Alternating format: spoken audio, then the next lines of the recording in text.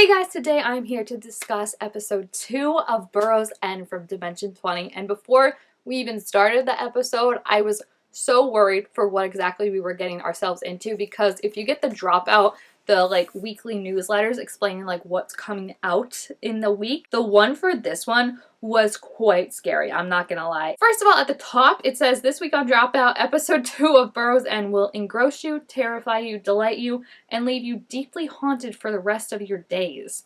So that was concerning. And then if you scroll down to the descriptions of everything that's happening for the episode itself, it says, get ready for one of the wildest episodes of Dimension 20 ever, warning, lots of body horror, okay? And then for Adventuring Party, it says, the cast revels in the majesty of the art team, talks about how nasty that last episode was, and get a little nasty, the Rick Diggins style themselves. So reading this on I think this comes out Monday, 2 days before the episode, maybe Sunday, you're like, what? I was concerned because I knew this was going to be obviously a terrifying season, because I've already said how emotionally and attached I am to these characters, and if we lose any single one of them, I will sob my eyes out. I was thinking the other day too, I was like, is this the first time we've had children in a campaign? And I know we had Pinocchio was 10, I think, and Ilfa was 12 going on 13, that kind of preteen cusp, but I feel this is the first time we've had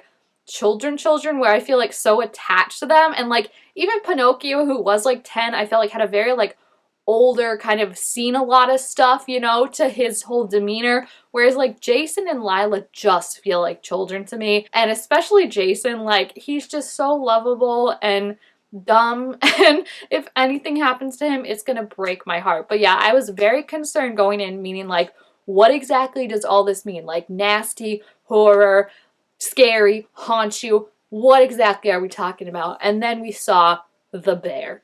And there are multiple levels to the bear and to my reaction to the bear that I think everyone probably themselves had. Because first of all, they brought the bear out and I was like, wow, that is huge. And I just thought that, naively, I guess, that they would be working around the bear, and I was like, wow, that bear takes up a lot of space. I guess they're gonna have to go around it or above it, kind of similar to when they had, you know, that monster Never After, the sea monster that came up, that giant fish. I thought it was gonna be like that, you know, right, where it's it just takes up a lot of the map, but you're fighting it that is the map. Little did I know, because as soon as Abria opened it up, I wanted to vomit. It was so realistic looking. I had to pause it, stare 1,000 yards, and just be like, Rick Perry, you have gone too far this time. This is too much, and I will be suing for emotional damages, even though I guess I should have known. So that was a whole thing of opening it up and seeing how realistic it looked on the inside.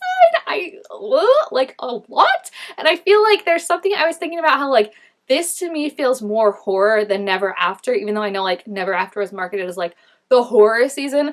But I feel with that, it was a lot of fantasy stuff, right? I was thinking about this the other day of it was started with Rosamund having these branches, thorns all around her. And I feel that felt very fantasy level. A bear like this, you could totally see that. You could Google that. You could just happen upon that in the wild. One of the things that sticks with me to this day is one day I was driving to work and I'm in my little car going beep, beep, beep, beep, beep. And then all of a sudden in the middle of the road, and it was a small road, so it was a one lane where it's you have to take turns to go. All of a sudden in the middle of the road was a dead deer. And I don't know if it had been hit, but it had definitely been attacked by something, either previously from being hit or this is what killed it, because the full ribs, guts were all out, and the visual of the blood and the ribs especially sticks with me so much that to this day I am haunted by it. So the bear opening up, I was like, yep, that definitely brings back some flashbacks for me. So that was crazy. But then it opens up even more. You see the brain and it's glowing and you're like, what is going on? It was impressive in how realistic it was,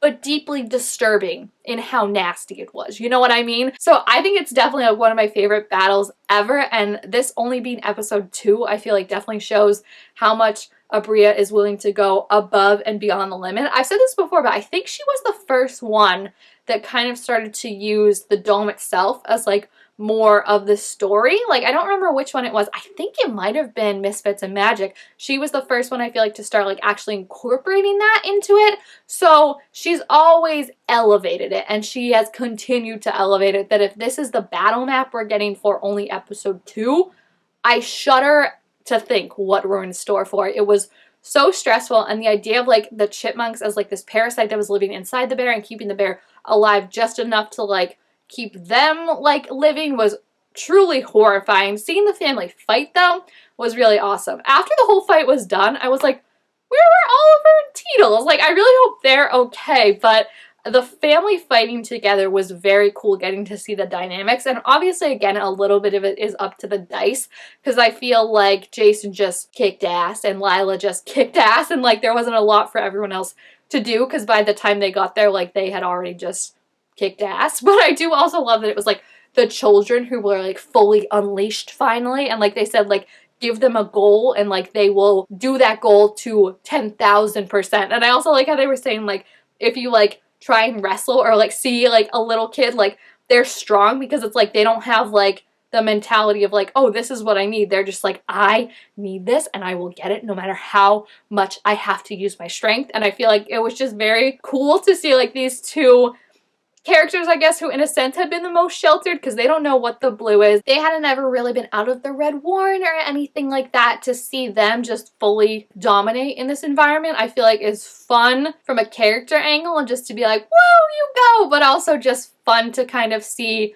from the story angle of like how these stoats are, like this is their nature, is to survive, and if it means they gotta kill and eat and get in the way of something to do it, they are going to. The blue itself, we got a little more hints as to what it is.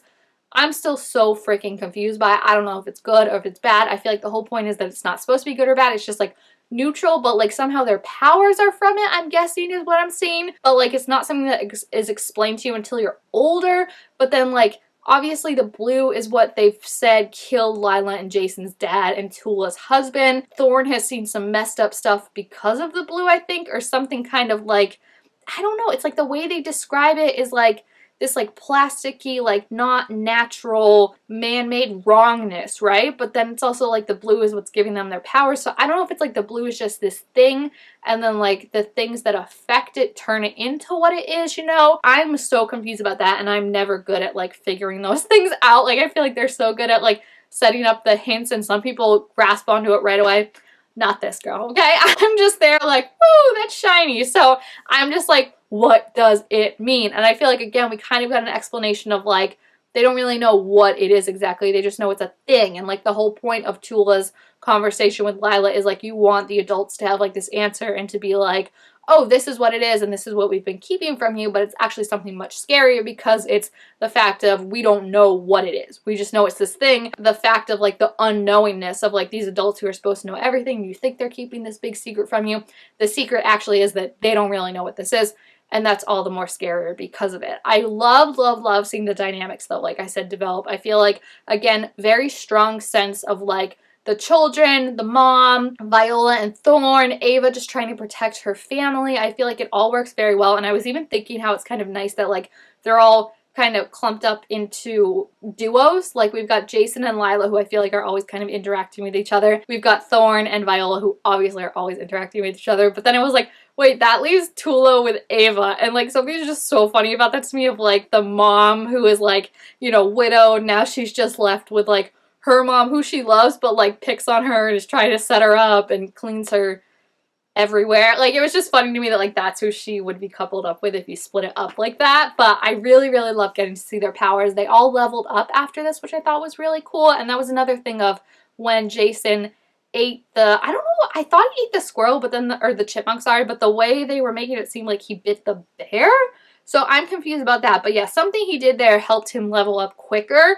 So again, that brings it to the like, is the blue good? Is the blue bad? And like, even the way they were describing it when it was Lila seeing Tula cast the magic, and it was like the blue is something that seems like natural, but like there's a wrongness to it, like the color turns Tula and stuff like that. So that's why I feel like it's not just this like simple, yes, it's bad, no, it's good kind of answer. It's going to be like something that has shifted and changed, or there's parts of it. And obviously, like, Abria is such a fantastic storyteller that it makes sense that it would be something more complicated and not just something that's like, yep, this is the answer, this is the easy way, you know? But I still feel in a way we haven't gotten to see a true big bad, if that makes sense, right? Like, I feel like there's something, if the blue is this like neutral thing, I feel like there's something that's corrupting it, changing it, and I don't know if that's going to be the figure we saw that was bringing the dust and everything in that killed everyone or not, but I just feel like there's definitely a lot more to the story, and it seems like no one knows, right? Because we learned that, like, as much as the adults know, aside from maybe Ava and Thorn, maybe have been holding back some stuff just to, like, not freak anyone out, but it seems like Tula, Viola, they don't really know more than kind of the fact that it exists and that their powers come from it. So that's going to be definitely interesting to see. But yeah, everyone survived this episode, which was great. I think the only people that I was like truly worried about were Lila and Tula, because they got pretty low in health points, I will say. But I also feel like we didn't get to see a full scope of everyone's powers. Like, I feel like Thorn has a lot more up his sleeve, and now that they're all leveled up, they're gonna have even more. So I'm just excited because, like, this in a way, I don't know if it's like like drawing you in just to like boom, you know, but it felt like comfort in a way that, like, they handled the battle so well and we're okay. It does kind of concern me that they don't seem to have a better spell for healing than lay on hands, which, like, I'm pretty sure you have to take health points to give health points, so that's not extremely great. 2 people have it, but still not extremely great, so we'll see. But yeah, I feel like I just don't want to give me like a false sense of security of like they can handle anything and then they just get like absolutely decimated by the next thing, because like that could be the dice, that could be the dice, that could be the story, it could be the day. You never know what's gonna happen. So I really love the battle, but like, I just, if this is episode 2, I have no idea what's in store for us, and that's kind of horrifying, but also kind of intriguing. So yeah, if you have seen this episode, please feel free to leave your thoughts about it down in the comments. Also, make sure to give this video a thumbs up if you enjoyed it, and I'll see you guys next time. Bye!